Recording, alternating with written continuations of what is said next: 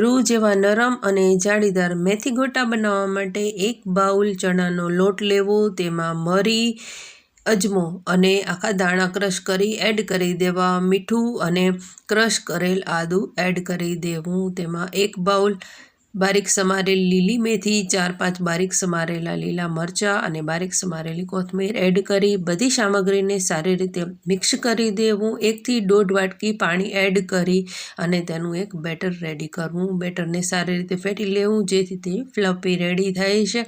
તેલને ગરમ કરવા મૂકવું. બેટરમાં બેકિંગ સોડા અને લીંબુનો રસ નીચોવી તેને મિક્સ કરી અને તેલમાં ગરમ મેથીના ગોટા ઉતારી લેવા. તો ઠંડીની સિઝનમાં મેથીના ગોટા ચા અથવા ગ્રીન ચટણી જોડે સર્વ કરો. એન્જોય કરો અને આવી જ નવી રેસીપી જોવા યુટ્યુબ ચેનલમાં રશ્મિ પોમલ કિચનને સબસ્ક્રાઈબ કરો. Thank you.